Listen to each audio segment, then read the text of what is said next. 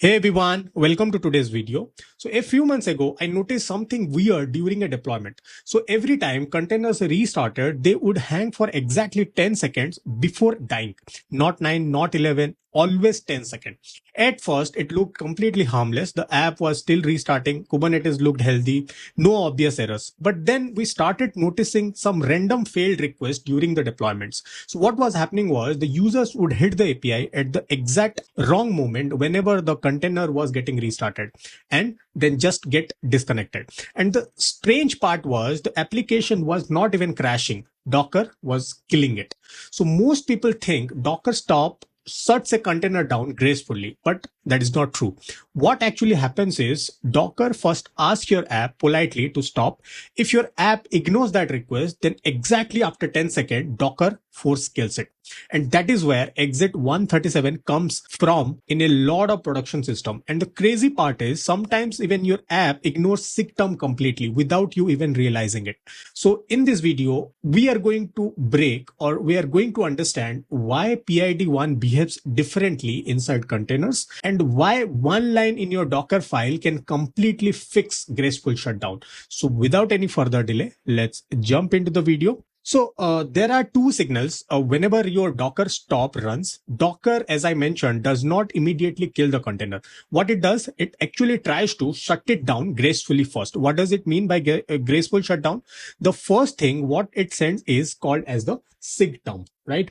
And SIGTERM is basically is about Docker is saying, hey, finish whatever you are doing and shut down properly. So this is where your app gets a chance to clean things up, like finish active requests, close the database connection, flush the logs or pending write operations, then exit cleanly. So that is the ideal process of SIGTERM looks like. So if your app logic handles the SIGTERM correctly, the container usually stops almost instantly. There will be no drop requests, no force shutdowns. Everything will be clean. But Docker does not wait forever. By default, as I mentioned, it waits exactly 10 seconds. And if the container still has not stopped, then Docker sends a signal which is called as your SIGKILL. And SIGKILL, as I mentioned, is very different. In that, what happens is your application will never get a chance to handle it properly. It will not even clean up the processes. There will be no shutdown logic. What will happen is the OS just terminate the process immediately. Whatever the app was doing at that exact moment, it just stopped. Mid request, mid response, mid database operation, everything. That is what exactly we call it as 137 exit code. So now the real question becomes why SIGTERM is not working in first place. So before getting into that, we need to understand why PID1 is different than other processes. As you know, in our Linux series, we have covered it very thoroughly. If you have not watched it, please watch it. The link to the video can be found in the I button. So every process running on Linux has a number, we call it as PID or process ID, right? It is just a number which OS uses to identify the processes. But PID1 is very different. So on a normal Linux machine, PID1 usually a systemd or init. So that is very first process which your kernel starts during your boot process. You know that already, right? So everything, whatever runs after that runs underneath it, which means PID1 is your systemd process. All the process after that, whichever has been created, just works under that in the form of 2, 3, PID 3, 4, like that. Like so, and one of its job is very important, which nobody talks, is handling the signals and passes them down to the child processes. What it means, whenever your app is receiving a signal, your systemd or PID1 behaves to handle the signal and pass it down to your child processes in Linux, always remember. But in container, it behaves completely different. So what happens inside a container, there is actually no systemd, right? And there is also no init system. Then what container does is it just starts whatever the process you put inside the CMD or entry point, it just takes as a PID1 inside your container. There is no systemd, no init. Whatever you put inside CMD or entry point, that will be considered as your PID1, nothing else. It can be your Python app, it can be your node server, it can be your shell script.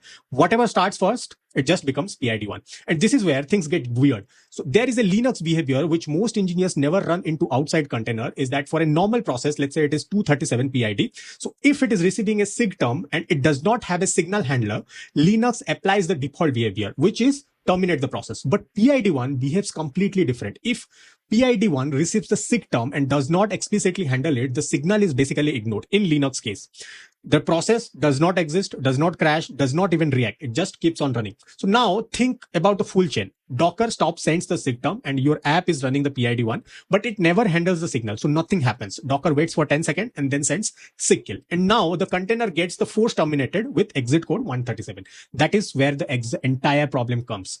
So let's actually reproduce this scenario in our environment in the terminal and watch it happen live, how exactly it is happening and how you can fix this PID1 problem gracefully within your production. Before the demo, let's quickly look at the application which I have written itself. Like, it is just a very small application. The folder structure looks something like this. And in this, I have an app called as app.py. It's a simple Python application and it has a fast endpoint and it has a slow endpoint, right? So the slow endpoint, what it does is it just sleeps for 5 seconds before returning request. And that slow request is very important because we are going to intentionally stop the container while the request is still running. And that is how we will actually see the difference between a graceful shutdown and a forced killing. So the app itself is very simple. The real focus of the demo is the Dockerfile, how exactly it looks. So for this demo, we have two different types of Dockerfile. There is a broken Dockerfile. There is a fixed Dockerfile. So in the broken Dockerfile, it just does from Python working directory requirement.exe setting, run some required apt packages and copy the code into that. The important part here is the last part, which is cmd python app.py. So this is completely normal. And honestly, most people write Dockerfile exactly like this. Even if you are using GitHub Copilot, sometimes Copilot also auto-completes it in this way. The problem here is this is from the shell itself, from cmd, which means Docker actually runs internally with -bin, -sh, -c, Python followed by the app name. And now this bin -sh becomes your PID1 or your shell becomes your PID1 instead of your application. And that small details changes how signals behave inside the container. And that is exactly what we are going to prove it. So what we are going to do now is let's build the image. So we'll use docker build followed by the broken Dockerfile and name of the Docker. Now it has built successfully. So here one thing you will notice is Docker itself is something saying that JSON arguments recommended for this CMD to prevent unintended behavior related to the OS signal.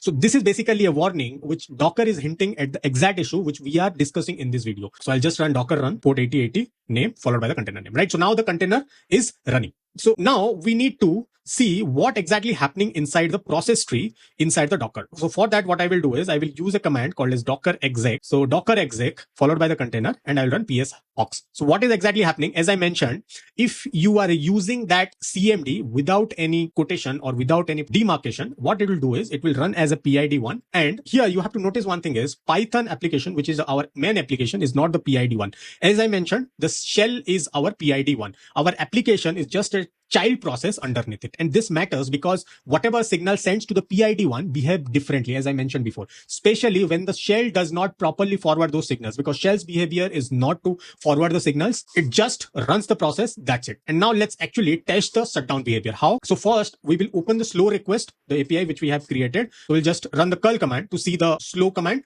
So now important thing here is the slow endpoint itself not is the problem. The sleep cycle which we have set in the app for 5 seconds is only there to simulate the real work happening inside the application. In production, this could be a database query. It can be a payment request, which is taking more time, maybe a file upload, which is taking time. There may be an API call or anything that takes few seconds. What we want is an active request, which is running while the container is shutting down, because that is when graceful shutdown actually matters. And if the app handles the SIGTERM properly, it should finish the request first and then exit cleanly. So that is the default behavior. But if SIGTERM handling is broken, Docker eventually will send the SIGKILL and the process will be dying immediately, which means the request gets cut off halfway through. And that is exactly what we are reproducing here. So now what I will do, I will just stop the container in another terminal. And before that, I will use a time for noting down how much time exactly it is taking. As I mentioned, how much time exactly Docker takes? Exactly 10 seconds before stopping the container. So I will just hit Docker stop. Now my app is slowing or processing the request. Now this command, what it is doing? It is doing two things. It is doing Docker stop, which is asking the container to shut down gracefully.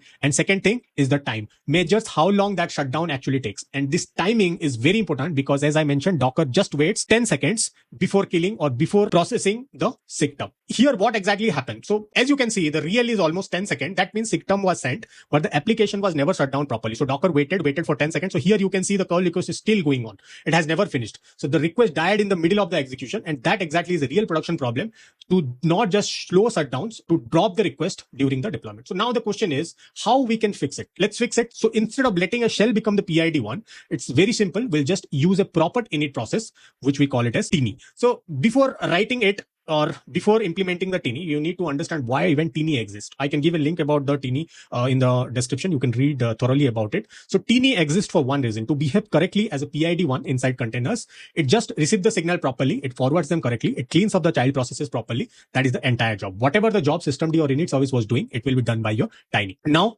let's see how it can be implemented. So for saving time, I've already implemented within my Docker file, fixed, I can say. Everything is same from run, work directory, copy. After copy, I have defined two different processes. First is your entry point, where I'm calling the binary of tiny, and I'm just running the CMD with a closed bracket. So now, as I mentioned, tiny is our PID1, and as I mentioned, we have switched the CMD into exec from using square brackets. So this prevents Docker from wrapping the app inside bin sh. Now Python runs directly underneath tini, which is the correct process structure. Let's verify that. So what I will do, I will first build the image and I will run the container. So to build it, I'll just run docker build.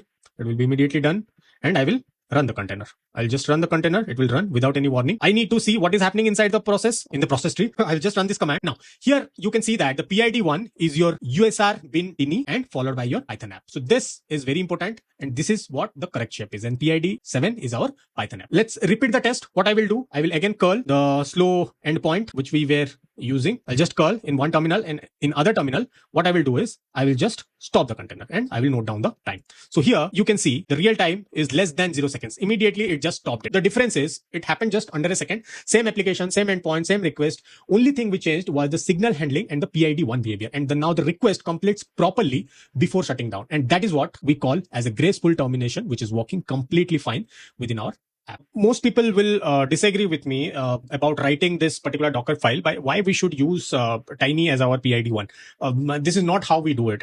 We have not seen it. I completely agree with you.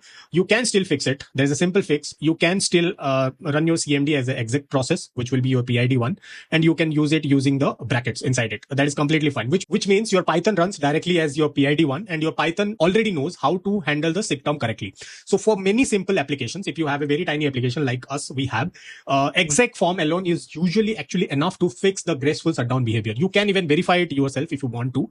And now why you still should use tiny then? Because you have to understand one thing. PID1 has another responsibility besides signal handling as well. It also needs to clean up the zombie child processes. And if your application spawns workers, sub processes, or child processes, your plain exec form usually is not enough. So that is where tiny helps us. So the practical rule is, if you have a small and simple app, then exec form is usually fine. Production workloads with child processes, if you have, then you have to use tiny anyway is possible. So one Docker line can completely change how your container is shutting down, and that is very important. Now you can finally see what exactly is happening during the slow container shutdowns. So Docker stops and SIGTERM, but your app is sitting at PID1 or hidden behind a shell process, and the signal never gets handled properly. So Docker waits for 10 seconds, nothing happens, then SIGKILL arrives, and whatever requests were still running at that time just get cut off, and that is when exec 137 come into the picture. And this time it has nothing to do with your memory. It is a signal handling problem. The good news is the fix is actually very small and simple. You can use tiny as your init process, which is the safest production option, especially when your app spawns child processes, or you can switch to exec form CMD and avoid the shell wrapper completely. Either way, it works.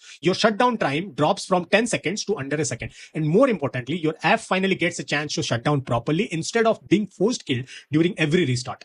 So if this has helped you to understand the PID1 problem better way and to develop a mental model how you can handle it for the graceful shutdowns, then please hit that like button and let us know your thoughts in the comment box. And if you have not seen the previous videos on exec codes and exec 137, I request you to please watch it first. It connects directly to everything which we have covered here.